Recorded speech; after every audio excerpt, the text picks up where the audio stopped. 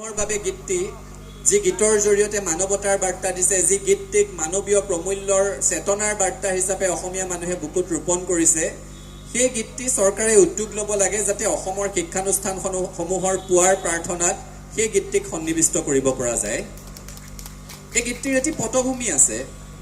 যেতিয়া ভাষা আন্দোলনৰ সময়ত 1960 চনত ভাষা ভাষী মানুহৰ মাজত সংঘৰ্ষ হৈছিল, গোষ্ঠীৰ মাজত সংঘৰ্ষ হৈছিল, সেই দানৱীয় ৰূপ দেখি মানৱতাৰ বাৰ্তা দিবলৈ ডক্টৰ ভূপেন হাজৰিকাদেৱে এই গীতটি ৰচিছিল, লিখিছিল, গাইছিল।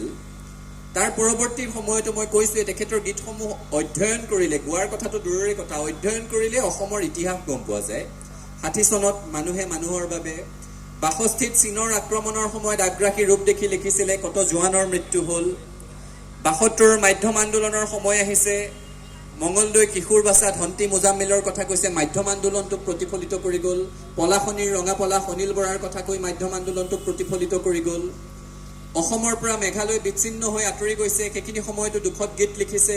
মানুহৰ মাজত সংঘৰ্ষ নহওক, এগৰাকী অসমীয়া যুৱকৰ এগৰাকী খাচী যুৱতীৰ সৈতে প্ৰেম দেখুৱাইছে, শ্বিলঙৰে মনালিছা লিংডোৱে মূৰ্তমান হৈ উঠিছে।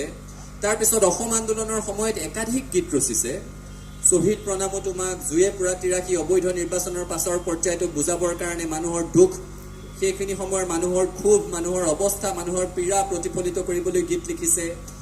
গোটেই অসমৰ ইতিহাসটো তেখেতৰ গীতৰ মাজত সোমাই আছে। গতিকে তেনে এগৰাকী ব্যক্তিক এটা কৃতজ্ঞ জাতি হিচাপে আজি আমি স্মৰণ কৰিছোঁ। আৰু আজি আৰম্ভণিহে গোটেই বছৰজোৰা কাৰ্যসূচীৰে ডক্টৰ ভূপেন হাজৰিকাদেৱক আমি স্মৰণ কৰিম। আমি এইবাৰ সংকল্প লৈ